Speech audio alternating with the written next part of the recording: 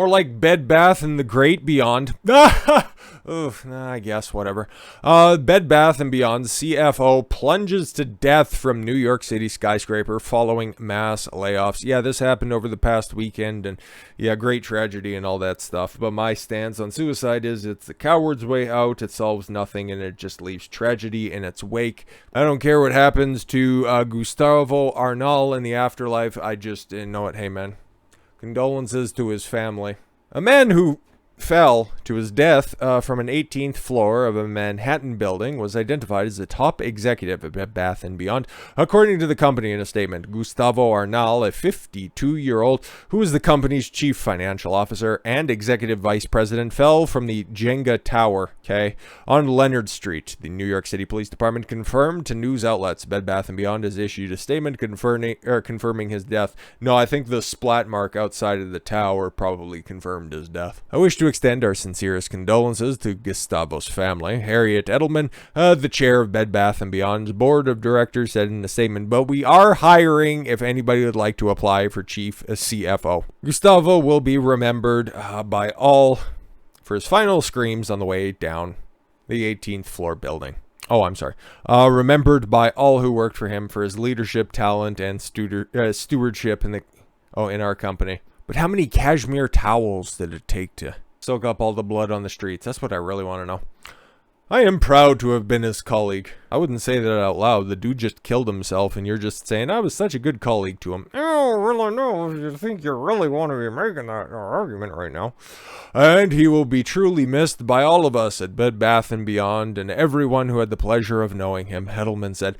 Our focus on supporting his family and his team, and our thoughts are with him during this sad and difficult time. Please join us by respecting the family's privacy. Exactly, and make sure that you get your 20% off discount coupons as they're out in the mail right now. On Friday at 12:30 p.m. Eastern Time, police responded to a 911 call and found a 52-year-old man dead near the building where he appeared to have suffered injuries from a fall. What happened?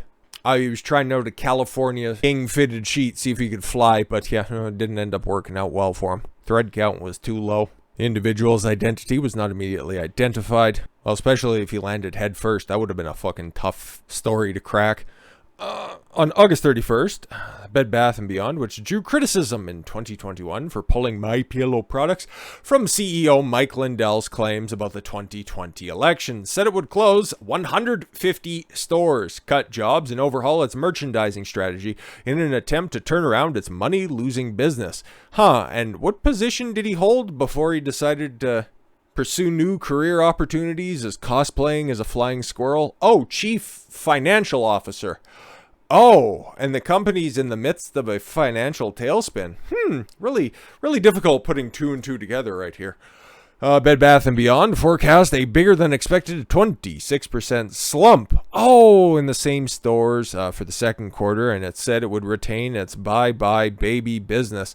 Ooh, that's unfortunate naming conventions right there. Bye-bye executive, which it had put up for sale. Arnold, meanwhile, sold 55,013 shares. Oh, lucky number. In the company on August 16th, according to a report from MarketBeat.com. Big box chain, which is once considered a so-called category killer in the home and bath goods. Yeah, we had one here when there was big development on I guess that would be the west end of Grand Prairie. At least I think it's still open right now. I haven't been over...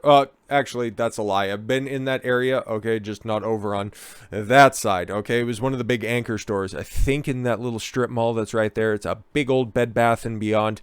I think it's a Party City or something stupid like that, but there's also HomeSense and Dollar General. The Grand Prairie's a stupid place, okay? But again, it's one of those big anchor stores in one of the developing commercial sections, which again kind of took a swift kick in the nuts thanks to the coup and all the lockdowns and Justin Trudeau continuing to fearmonger at the top. I'll figure out a time and place to fucking talk about that stupid cunt in the near future.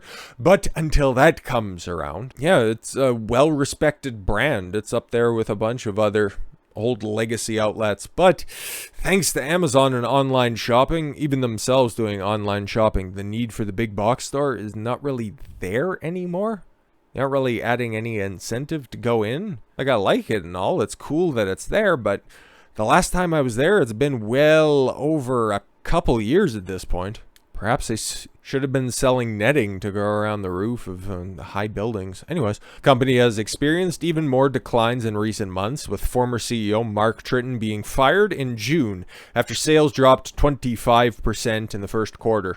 Yeah, so this dude's seen the writing on the walls and then just decided to see if that writing continued onto the roof, and then you know how that story goes. I don't think we'll do any more suicide jokes. I am not putting any fucking promises out there, but you know, hey, maybe we got a little bit more of an insight as to why he decided to take an opportunity to take up urban base jumping.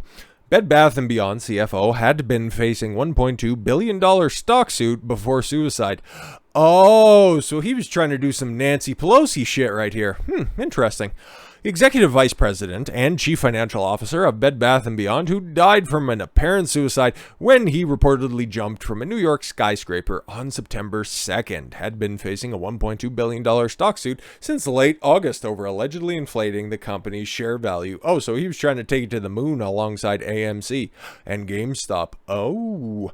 The New York City's Medical Examiner's Office said that CFO Gustavo Arnal died from multiple blunt trauma, and that he had taken his own life. Didn't really have to do an autopsy. They just brought him in one of those big spatulas and put him right there on the fucking slab. Anyways, a group of shareholders that claimed a loss of around $1.2 billion sued Arnal and majority shareholder Ryan Cohen, who also is a billionaire investor and GameStop chairman. I didn't even know, okay? Most of these jokes have been intentional, but I was just thinking back to, the big pump of early 2021 when, what was that, Wall Street Bets Reddit thread, was the hottest place on earth. It was being supported by both sides of the political aisle. Ted Cruz and then AOC piped in and then made it all about herself. And then Robin Hood took some shit and, took everything down. And then those kids were left with holding the fucking bag at the end of the day.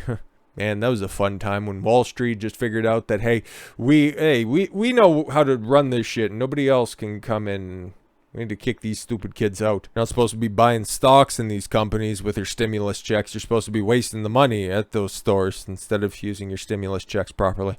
Anyways, class action lawsuit filed in the U.S. District Court, the District of Columbia, on August 23rd, 11 days prior to Arnal's base jumping attempt, was first reported by the Daily Mail. It claimed that Cohen had approached Arnal about his plan to control shares of Bed Bath & Beyond, and which they could both profit. Yeah, it's called insider trading, my guy, before Arnal sold his shares at a higher price after the scheme.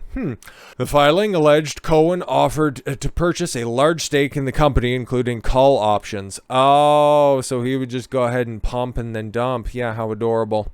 On more than $1.6 million BBBY shares at a stake price between $60 and $80, while in exchange, Arnal would ensure that insiders wouldn't flood the market with stock. As part of the plan, Arnal agreed to regulate all insider sales by BBBY's officers and directors to ensure that the market would not be inundated with a large number of triple BY, I'm not saying that over and over again, shares to a given time, the lawsuit reads. It also said that Arnal's issued materially misleading statements to investors regarding the company's strategic plans, financial and conditions, etc. Two were listed as defendants. One plaintiff, Pen Chang C of Church Falls, Virginia, said she and her spouse bought 8,020 shares of the company between March 25th and August 18th. Was that the same day that Arnal offloaded a whole bunch of his shares? Interesting. And suffered realized and market losses of approximately $106,480. Jesus. Company shares have been highly volatile in recent months, being viewed as a meme stock. Okay, cool. But yeah, man, this guy tried to run a pump and dump scheme, okay? He wanted to profit off of the sorrows of other people that are out there. And you expect me to fucking shed a tear for a shyster who ended up meeting his fucking appropriate end? Yeah, I don't fucking think so. So yeah, the only other guy who's attached to this lawsuit is going to end up holding the bag. So, oh well, sucks to suck, my guy. With all that said, thank you all very much for the gift of your time. I've been Don Consuelo. I want you to follow your gut and get after it. Take care, everyone.